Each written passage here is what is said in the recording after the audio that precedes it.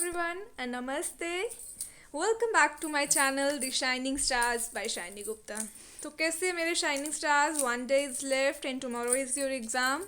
So all the very best to all my shining stars. I know you will definitely excel in your final exam. So don't worry about your exam. Just take a deep breath and have full faith on yourself and trust yourself completely. Okay, this trust only will lead you towards the high success in your life. Okay, so don't think that we are still left with the syllabus. I will complete this 8th unit, and in the next one I will come up with the important MCQs and the important topics. Okay, so that you can prepare well for your exams. So just for that you have to stay connected with me. Okay, so let's get started with our important MCQs for the unit 8, that is your vital statistics. And what is the first one? It is in the calculation of NRR. You know na NRR, net reproductive rate. Okay, so in the calculation of net reproductive rate, the factor of mortality is considered. ये कह रहे हैं कि जब भी हम NRR को calculate करते हैं तो क्या इसमें फैक्टर ऑफ मोर्टेलिटी को कंसिडर किया जाता है या नहीं किया जाता है. ठीक है, तो इसमें डेफिनेटली आपको मैंने बताया था कि सर्वाइवल रेट जो है GRR में हम ग्रॉस रिप्रोडक्शन रेट में हम नहीं देखते थे कि भाई चाइल्ड बेरिंग एज तक जब तक लेडीज़ पहुंचती थी तब तक गर्ल्स जो पहुंचती थी हो सकता था उससे पहले ही कुछ की डेथ हो जाए, तो वो हम GRR में अकाउंट नहीं करते थे. तो that thing we take into account in this NRR. Okay, so definitely it is yes, so it is considered. Okay, option A is the right one. You can mark your options in the comment section. Okay, so let us see and you can check your performance accordingly. Okay, so you don't need to some students what they do, they just comment on my videos and then afterwards they just delete their comments. So you don't need to delete your comments. It will boost up your confidence always. Okay, so just put up your comments and come up with your performance and check it also. Next question is general fertility rate. General fertility rate क्या होता है? What is GFR? Okay, number 1 option is number of children a woman would have if she were to pass through her reproductive years, number of abortions per 1,000 women of childbearing age, women in the reproductive age group of 15 to 49 years, और फिर none of these. अब कह रहे general fertility rate क्या होता है, और ये मैंने आपको अच्छे से क्लियरली बताया था कि क्या ये जो जनरल फर्टिलिटी रेट है, क्या ये नंबर ऑफ चिल्ड्रन जो women have to would have if she were to pass through the reproductive years? नहीं, ऐसा कुछ नहीं है. ठीक है, क्या ये अबॉर्शंस की बात करता है पर 1,000 women of child bearing age? नहीं, ये भी ऐसी बात नहीं कर रहा है. ये बात करता है कि भाई कितनी वीमेन है reproductive age group of 15 to 49. General fertility rate exactly में यही बताता है कि कितनी वीमेन जो है चाइल्ड बेरिंग एज तक जो है उनकी रिप्रोडक्टिव परफॉर्मेंस रहती है. ठीक है, so it talks about the number of live birth पर 1,000 per number of women in the childbearing age. Okay, so option C is the right one. Okay, next question is the number of live births per 1,000 women in reproductive age group is. ठीक है, again ये क्या कह रहा है, question को ध्यान से समझना आपने. ठीक है, आपको जब भी क्वेश्चन पढ़ते हो उसको 3-4 अटेम्प्ट दो अगर नहीं समझ आ रहा है, और अगर स्टिल नहीं समझ आया ना then jump to the next question and after attempting 2-3 question then again come back to this very question which you are not able to understand earlier. Okay, then after a few minutes you will come to know the meaning of that question, and if still you are not coming with a meaning, then again after 10 or 15 minutes while completing your other question, then again come back to this question and then you will definitely know the meaning, exact meaning of that very particular question which earlier you learned somewhere but you were not recognizing the exact meaning. So that will help you. This technique will help you definitely while attempting your questions. Okay, so just mind these things in your mind. It will help you while attempting your answers, while attempting your questions. Clear? Okay, next question is the number of live birth पर 1000 women. अब 1000 women में हमने फिर से live birth ही देखने हैं जो reproductive age group में होते हैं, ठीक है, दैट इज 15 to 49। क्लियर? तो ये किसकी बात कर रहा है, किसकी डेफिनेशन बता रहा है? क्या ये नेट रिप्रोडक्टिव रेट की बता रहा है? नहीं, यहाँ पे हमने कोई भी सर्वाइवल रेट की बात नहीं की है। ओके, क्या ये GRR की बता रहा है? क्या ये TFR? GRR means gross reproductive rate, TFR means total fertility rate and GFR means general fertility rate. तो अभी हमने यहाँ पे ऊपर बात करी ना, women in the reproductive age group of 15 to 49। So this is all about your GFR, means D option is the right one. Okay, this one. Clear? Next is denominator of crude birth rate is, denominator जो है crude birth rate का वो इन सब चारों options में से क्या होगा, तो वो आपको बताना है यहाँ पे, ठीक है। तो आपको पता है क्रूड बर्थ रेट का फॉर्मूला क्या है, तो वो आपको पता होगा। तो अगर आपको फॉर्मूला पता है तो you can easily check the denominator. What is it? Median population, number of children, number of their children, or total population. Total population means total population of the whole country, that we don't never take into account. Okay, तो option number of children भी नहीं है था। Crude birth rate का यही है कि live birth कितने हो रहे हैं, है ना। लाइव बर्थ को हम डिवाइड करते हैं टोटल जो मीडियन पॉपुलेशन है, ठीक है, टोटल मीडियन पॉपुलेशन से हम डिवाइड करते हैं और मल्टीप्लाई कर देते हैं हम 1000 से, यही करते हैं ना। दैट मीन्स आपका राइट ऑप्शन क्या आएगा? Median population, neither B nor C। तो टोटल पॉपुलेशन तो है ही नहीं। क्लियर है? Okay, moving towards the next question. What is GFR? GFR क्या है? GFR मीन्स अभी मैंने ऊपर बताया GFR क्या है। आंसर मार्क कीजिए इसका और मुझे बताइएगा, ठीक है। This will you do on your own and tell me, I will comment if it is right or wrong. Okay, next question is the number of births child per 1000 women in Kashmir in 2018 are 150. The number of women in the childbearing age groups in 2018 itself are 10,000. Find the GFR. अब यहाँ पे आपको क्या करना है? GFR means gross fertility rate you have to find out. And for that, what is the formula for calculating GFR? GFR में आप क्या करते हो? आपको पता है जितने लाइव बर्थ्स होते हैं डिवाइडेड बाय उसी ईयर के जितने भी टोटल विमेन हैं उसी एज ग्रुप के, वही करते हैं हम, है ना। और उसको हम क्या करते हैं? मल्टीप्लाई कर देते हैं किसके साथ? 1000 के साथ, ठीक है। तो ये आप करोगे या मैं अब करके बताऊं? रुको। ओके, देखो आपने क्या करना है, आपको पता है लाइव बर्थ कितने हैं? 150 डिवाइडेड बाय जो नंबर ऑफ विमेन है child bearing age. Child bearing age means 15 to 49, always it is 15 to 49, ठीक है। सो 150 डिवाइडेड बाय 10,000 इंटू 1000, ठीक है। तो यहाँ से 1000 और 1000 कट गया, यहाँ से 10 भी कट गया, so this is equals to 15 and here B is the right one, ठीक है। 25, 35, 45 नहीं होगा, B1 is the right answer. Okay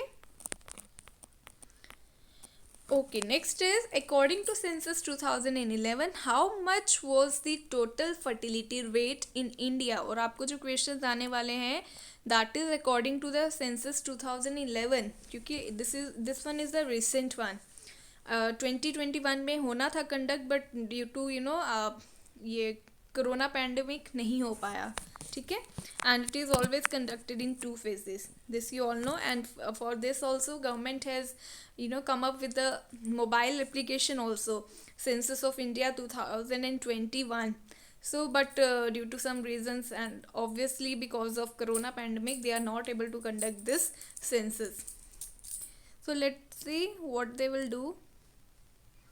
Okay, but according to 2011 जो total fertility rate India का था that is 2.4. Okay, this you have to learn. Annual growth rate किसे कहते हैं? मैंने आपको एनुअल ग्रोथ रेट नहीं बताया था. Annual growth rate, population growth rate कैसे चेक करते हैं? With the help of NRR और जीआरआर मैंने बताया था आपको.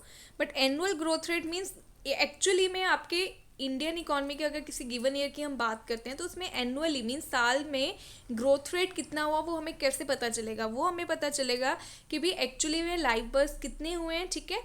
टोटल मीडिया पॉपुलेशन से अगर हम लाइव बर्थ चेक करते हैं कि लाइव बर्थ कितने हुए और डेथ्स कितनी हुए, उन दोनों का जब हम डिफरेंस करेंगे कि भाई कितना बर्थ रेट था और कितना डेथ रेट था, तो जो उन दोनों के बीच का जो डिफरेंस होगा उससे मुझे पता चलेगा कि पॉपुलेशन ग्रोथ कितनी हुई है, ठीक है.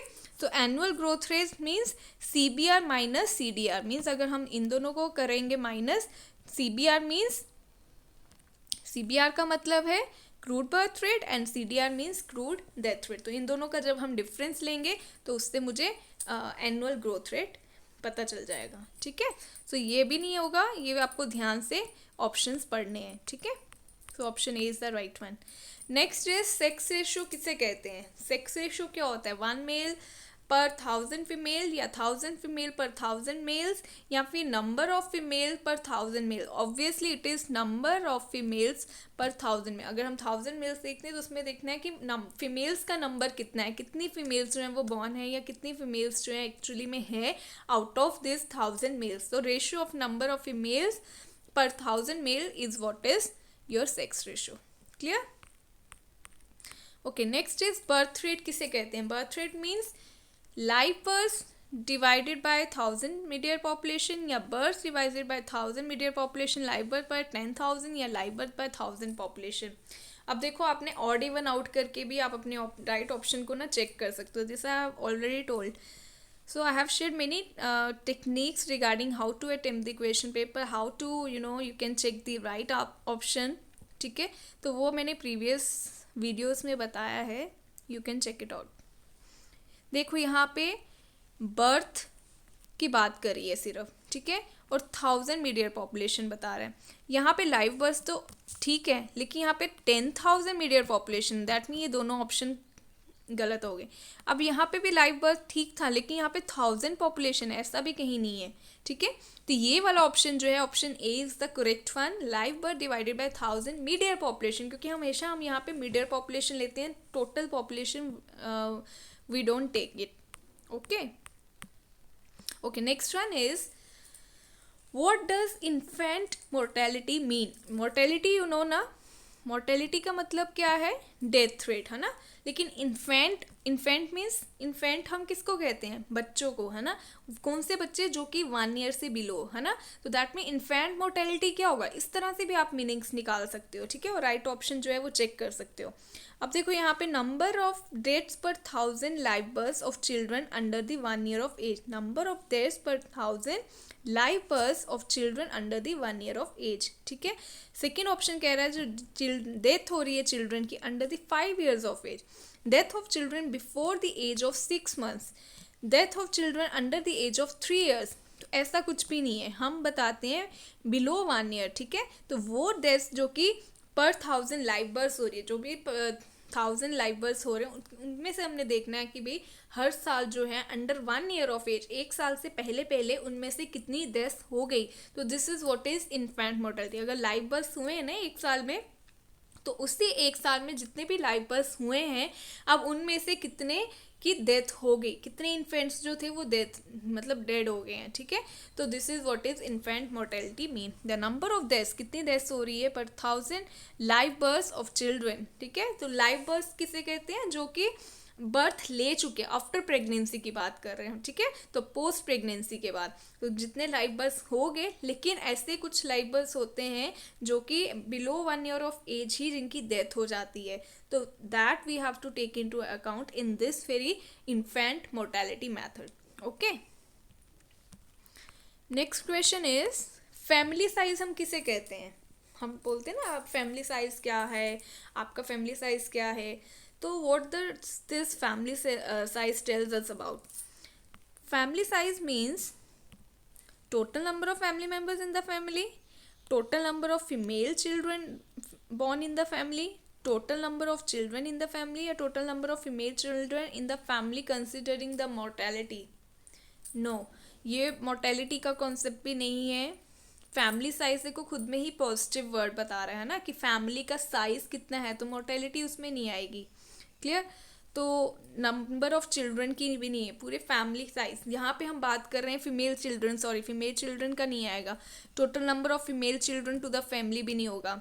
ऑप्शन ए क्या था, total number of family size का मतलब ये नहीं है कि फैमिली में मेंबर्स कितने हैं उनका साइज क्या है, नो। फैमिली साइज का हमेशा ये मतलब होता है, मैं आपसे पूछूँ ना कि फैमिली साइज क्या है, तो आप बोलोगे नहीं अभी तो हमारे बच्चे ही नहीं है, अभी तो हम अकेले हैं। That means family size means कि आपकी फैमिली में बच्चे कितने हैं। अब ये नहीं है डिफाइन कि बेटे कितने हैं या बेटियां कितनी हैं, ऐसा कुछ नहीं है, सिर्फ बच्चे कितने हैं उन्हें होल हम लेकर चलते हैं। तो total number of children in the family is consider to be as the family size. Clear? So option C is the right one. Clear? Okay. Next question is most significant indicator of fertility is जो most जो है significant जो mostly use किया जाने वाला indicator जो है fertility का, that is your net reproductive rate. ठीक है, क्योंकि बाकी सब में कोई ना कोई जो है वो रहता है। देखो प्रॉज एंड कॉन्स तो हर किसी के हैं, लेकिन जो वाइडली यूज जो मोस्ट सिग्निफिकेंटली यूज़ किया जाता है as a indicator of fertility, that is your net reproductive rate. क्योंकि इसमें सर्वाइवल रेट को भी कंसिडर किया जाता है, इसमें ए स्पेसिफिक भी आ जाता है। ठीक है, इसमें हम क्लास इंटरवल जो है हमारा क्या कहते हैं मैग्नीट्यूड भी हम ले लेते हैं। ठीक है, तो यहाँ पे हम सारी बातें कर लेते हैं, सर्वाइवल रेट मोर्टेलिटी सबको कंसिडर करते हैं। तो इसलिए this one is known to be the most significant indicator of fertility.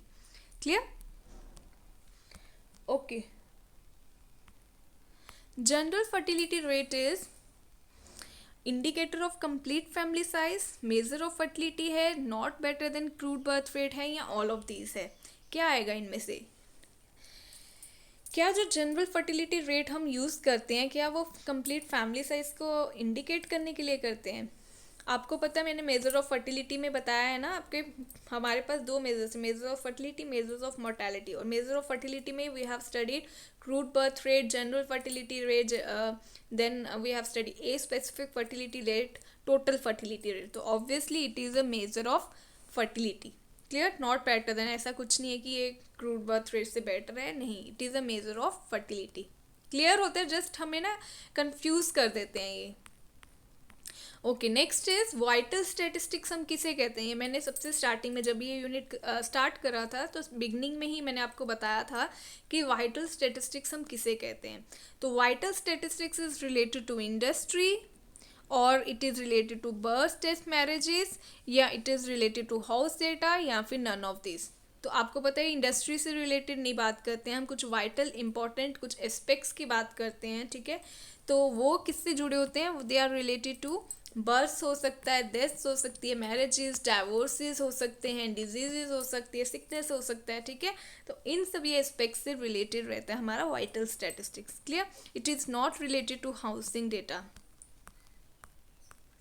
Okay, next one is GRR is obtained by dividing the number of female births to the total number of births and multiplied by what?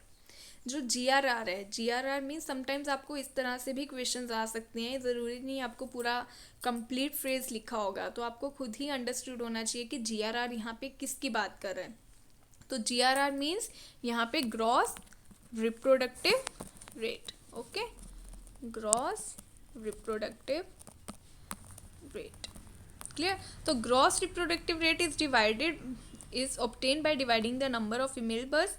हम यही करते हैं ना, female birth, number of female birth को हम divide करते हैं किसके साथ? Divided by the total number of birth, divided by हम टोटल नंबर ऑफ बर्थ कितने हुए हैं उसमें से हम फीमेल बर्थ चेक करते हैं ना, इनटू हम क्या करते हैं TFR, टोटल फर्टिलिटी रेट। हम STR नहीं, स्टैंडर्ड डेथ रेट नहीं लेते हैं, ADFR भी नहीं लेते हैं, specific fertility rate, this is a specific. CBR भी नहीं लेते हैं, क्रूड बर्थ रेट भी नहीं, it is option number C, TFR, total fertility rate. ठीक है, आप अपने फॉर्मूलेस चेक कर सकते हो जहाँ मैंने आपको बताया। Now we are left with only the one question and that is the population will increase, remain stationary or decreasing according to whether the NRR exceeds, equal or is less than।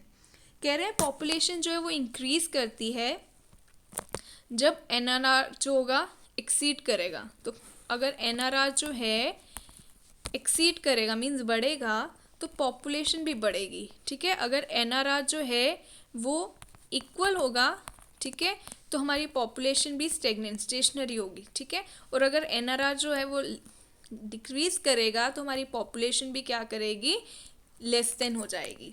तो ये less than to what हम किसके बोल रहे हैं कि NRR is, if NRR is higher to this level तो population बढ़ेगी, if NRR is equals to this much of amount तो हमारी पॉपुलेशन भी स्टेगनेंट रहेगी, और अगर एनआरआर इस वैल्यू से कम होगा तो हमारी पॉपुलेशन भी कम। तो किस वैल्यू की बात कर रहे हैं, क्या वो एनआरआर जो है वो 0 से बढ़ेगा या -1 की वैल्यू से बढ़ेगा या 2 से बढ़ेगा, ये यूनिटी, यूनिटी मीन्स 1 को ही हम यूनिटी से डिनोट करते हैं, ठीक है। अब एनआरआर की वैल्यू इन चारों में से कौन सी वैल्यू के बराबर होगी तो पॉपुलेशन स्टेगनेंट होगी, या कौन सी वैल्यू से हायर होगी तो पॉपुलेशन पता चलेगा कि बढ़ रही है, कौन सी वैल्यू से कम होगी तो लगेगा हुई पॉपुलेशन भी कम हो रही है। तो कौन सी है, 2 है, 0 है, -1 है, कौन सा ऑप्शन मार्क करिए फटाफट से। So it is option number D. अगर एनआरआर आपका एग्जैक्टली 1 के बराबर आता है दैट मीन पॉपुलेशन जो है वो स्टेगनेंट है, स्टेशनरी है। अगर वो ग्रेटर आता है that mean it is more than 1, ठीक है। 1.2 हो सकता है, 1.4 हो सकता है, 2 हो सकता है, ठीक है। और अगर एनआरआर जो है वो लेस देन 1 आता है मीन्स वो 1 से कम आती है उसकी वैल्यू, दैट मीन्स 0.8 हो सकता है, 0.7 हो सकता है, तो दैट मीन्स आपकी पॉपुलेशन क्या हो रही है, डिक्रीज हो रही है। और ये भी मैंने अपने क्वेश्चंस में एग्जांपल दे के समझाया था, वहाँ पे 2-3 केसेस लिए थे मैंने जिसकी हेल्प से मैंने ये कॉन्सेप्ट बताया था कि अगर 1 से वैल्यू बढ़ी हो तो पॉपुलेशन इंक्रीज करती है, ठीक है, फर्टिलिटी बढ़ती है। अगर 1 से पॉपुलेशन जो है वो कम हो रही है दैट मीन्स फर्टिलिटी आपकी कम हो रही है, ठीक है। So this is all about your important questions related to vital statistics. In the next lecture, I will come up with some important MCQs related to theory of probability and index numbers, ठीक है? And I will come up with some important topics only regarding your index number so that you will be able to perform all types of questions, and you will be able to attempt all questions regarding this statistics component, okay? So and I will try to make one video on important MCQs from the 1 to the 10th chapter as well. So stay connected with me. So stay connected with me for those very videos. Don't worry and don't think like that ki only one night is left or one day is left. So how will I prepare? You can prepare, and you have to prepare, as this is a very much awaited opportunity for all of you, as you are waiting from the last 1.5 year, है ना। so you don't need to think like कि यार अब एक दिन में क्या होने वाला है, ये वो ऐसा कुछ नहीं है। आपको बेस्ट से बेस्ट लास्ट मोमेंट तक प्रिपेयर करना होता है, और जस्ट कल आप कामली अच्छे से अपने प्रॉपर अपनी इंस्ट्रूमेंट्स लेके, जो भी आपको आधार कार्ड लेके जाना है, पैन कार्ड लेके जाना है, वो सब आप लेकर जाइए, ठीक है। अपना ये एडमिट कार्ड ज़रूर लेकर जाइएगा, अपनी फ़ोटो भी लेके जानी है आपको, ठीक है। आईडी प्रूफ लेके जाना, उसका फ़ोटोकॉपी भी रख लेना है आपको अपने साथ। सैनिटाइज़र, मास्क आपको लेके ही जाना है। ये तो कोरोना के जो प्रिकॉशंस जो है ये तो सब ले ही रहे हैं, और लेनी भी है आपको अपने लिए, अपने फैमिली मेम्बर्स के लिए। तो प्लीज़ अच्छे से अपना एग्ज़ाम दीजिएगा। All the very best. Thank you.